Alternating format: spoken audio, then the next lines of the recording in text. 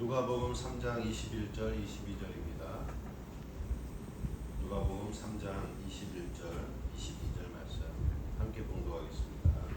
백성이 다 세례를 받을세 예수도 세례를 받으시고 기도하실 때에 하늘이 열리며 성령이 비둘기 같은 형체로 그에게 강림하시더니 하늘로부터 소리가 나기를 너는 내 사랑하는 아들이라 내가 너를 기뻐하노라 하시니라.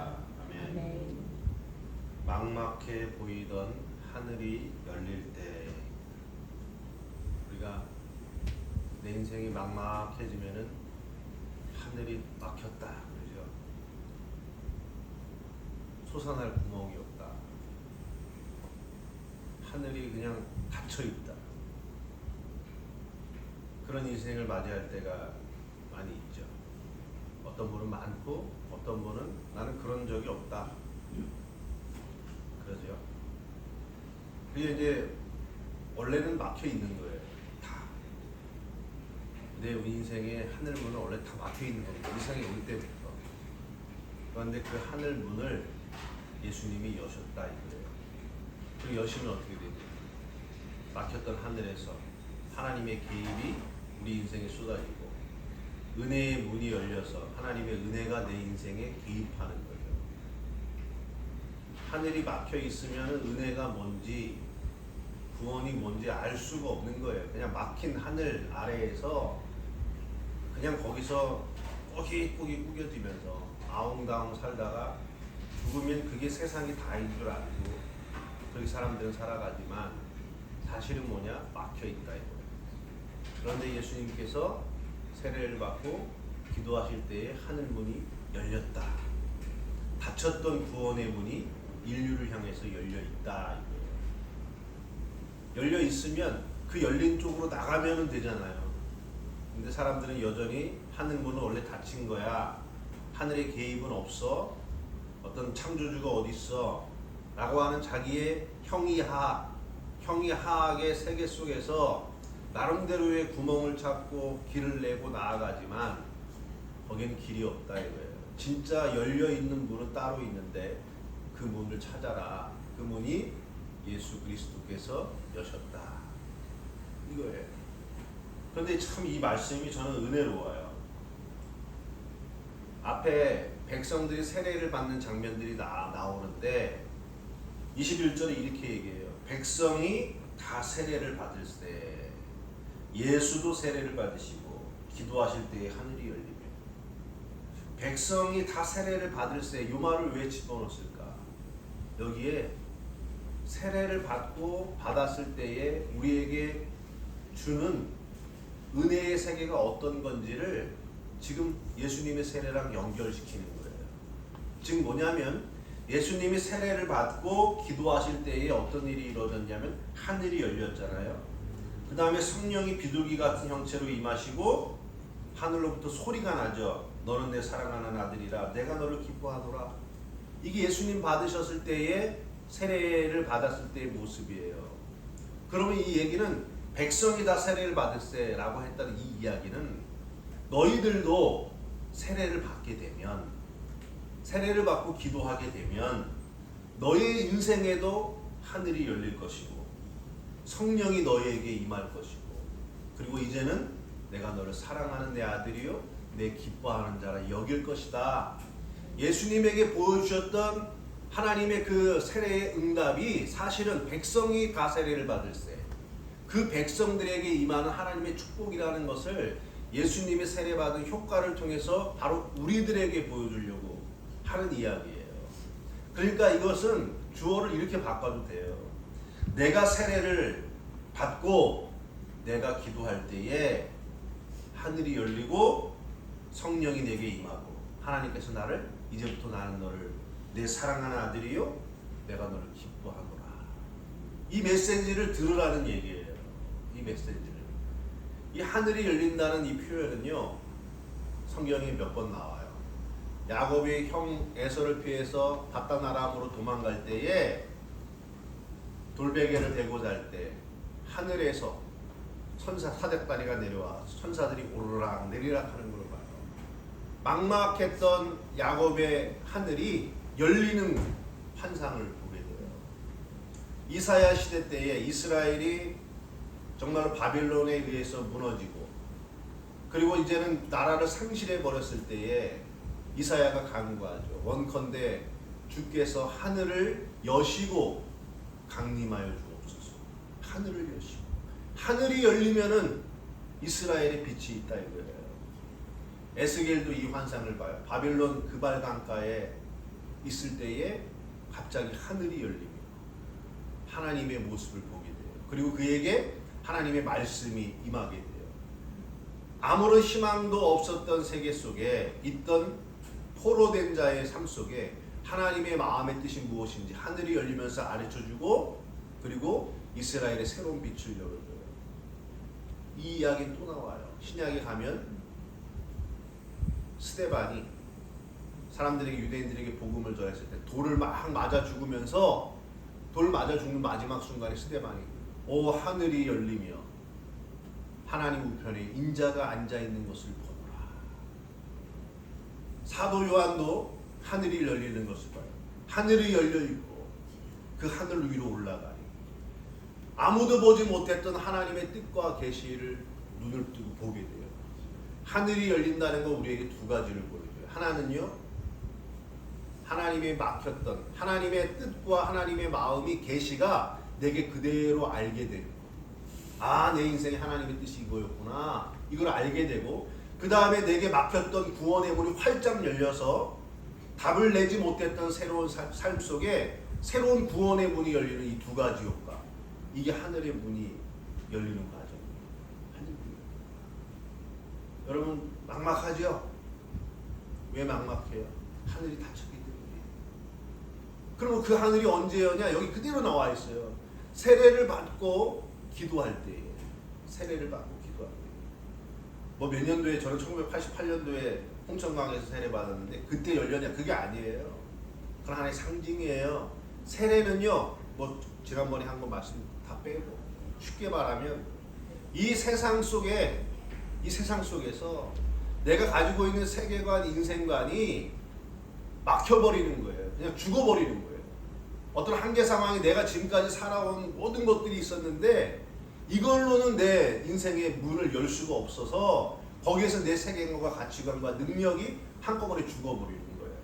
그럼 죽어버리면 어떻게 돼요? 거기서 붙잡고 기도하게 되잖아요. 하나님 나 도와주십시오. 내 힘 가지고 내 세계관 가지고는 답을 찾을 수 없습니다. 하고 하나님께 기도하게 될 때 그때 하늘이 열립니다. 그때 이런 체험과 고백이 여러분에게 있으시기 바랍니다. 우리 전 세계의 역사, 우리나라의 역사도 마찬가지예요. 가장 어둡고 암울한 그때에 죽음과 같은 세례를 받고 하나님께 붙잡고 기도했을 때에 이 역사의 하늘이 열리기 시작을 했습니다. 이런 걸 고백하는 사람들은 너무나 많아요. 다른 사람 얘기하기보다 저희 얘기를 좀 하면 저는 이제 저희 이미지 속에 70년대 제가 살았던 집이 있어요. 70년 단칸방 거기에 이제 우리 어머니랑 네 식구가 살았어요. 그때 이제 저희 어머니가 뭐 하셨냐면은 이 삼남 아버지가 이제 돌아가셔가지고 삼남매를 단칸방에서 이제 키우잖아요. 그 이제 뭐 큰 누나는 그때 뭐 한 10살, 뭐 작은 누나 뭐 한 6살, 저는 뭐 2살. 근데 이제 그 얘기를 2살, 3살 뭐 그럴 때, 그 이제 어머니가 뭐 하셨냐면은 삼남매를 키워야 되니까 애들이 밥도 못 하니까 새벽 일찍 이제 노가다를 나가셨어요. 노가다 나가고 그럼 나가기 전에 이제 애들 밥을 먹여야 되니까 밥상 차리고 이제 밥을 막 해놓잖아요. 옛날 그 부엌도 제 이미지 속에 이렇게 움푹 들어간 그 부엌, 어둠침침한 부엌이에요. 거기서 밥을 해놓고 이제 나가시는 거지. 밥 해놓고 나가고. 난 4살이니까 우리 작은 누나가 8살, 우리 큰 누나가 10살. 그래서 이제 밥 해놓고 밥상 차리고 이제 밥 먹어라 그러고 이제 새벽에 나가신단 말이에요. 근데 이제 그때 저희 어머니가 이제 뭐가 그러냐면 그걸 나중에 알았는데 결핵을 그때는 결핵이 되게 위험하죠. 결핵을 걸려가지고 아마 그걸 나중에 알았어요. 근데 몸이 이제 안 좋아지고 막 하니까 노가다를 여러분 여성분이 노가다 한다고 생각해 보세요. 얼마나 힘들어요. 그러니까 이제 그 어머니 간증하는 게 너무너무 힘들었대. 그래가지고 하루는 이제 몸이 무너지는 것 같아갖고 일어나서 그래도 밥 해놓고 일을 하러 가야 이제 먹고 산다 이거죠.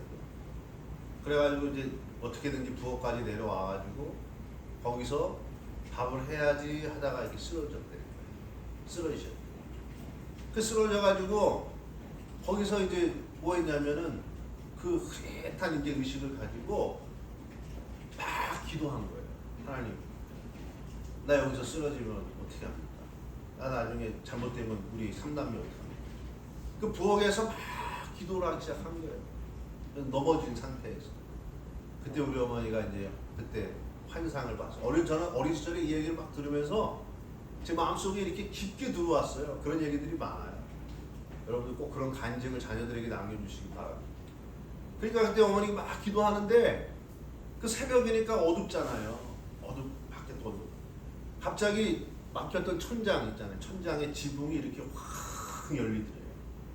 천장의 지붕이 확 열리면서 하늘 위에서 예수님 십자가에 매달리신 예수님이 쭉 내려오시는데 거기에 빛이 그냥 막 쏟아져 내려오더래요. 저희 어머니가 쓰러지면서 그 빛을 보면서 예수님이 그 빛을 온몸으로 다 받았다는 거예요. 그리고 거기서 어느새 그 고통과 통증이 순식간에 사라지고 막 힘이 솟더래요. 그래가지고 그 힘 가지고 3남매 키웠다가 나중에 보건소 갔더니 보건소로 가가지고 봤더니만 어이구야 해결을 안 하셨는데요? 근데 지나가셨어요? 그러더라고요. 지나가셨어요. 이게 어떻게 지나가지? 지나갔다는 거예요. 그 흔적이 몸에 있더래요, 폐에. 근데 지나갔다는 거예요. 그 시절이에요, 그 시절. 그 어머니가 그때 간증하는 건 그거예요. 그때 예수님의 그 빛을 봤을 때 그 질병이 떠나간 것 같아요. 물론 고백입니다. 고백. 그게 바로 세례예요. 내 힘과 능과 어떤 세계관 갖고는 삶의 무게에 그냥 눌려서 죽을 수밖에 없는 거예요. 이거 갖고는 안 돼요. 그거 갖고 안 되니 뭐합니까? 하늘 붙잡고 기도하면서 그 예수님의 끈 붙잡고 그 한계를 붙잡고 기도할 때에 그 절망의 끝자락에서 걸어 나온다 이거예요. 새로운 생명으로 나온다 이거예요. 그게 기도죠. 바로 그 과정을 통해서 하나님의 문이 열리게 되는 거예요. 여러분, 어떤 사람은요, 죽을 병에 걸리는 자기의 한계, 의학적 한계를 만나도요, 세례를 못 받는 사람들이 많아요. 기도는커녕 여전히 자기 고집 부리고 자기의 어떤 혈기를 그대로 간직한 채 그러다가 차라리 그냥 기를 쓰고 독을 물고 죽는 사람들 얼마나 많습니까?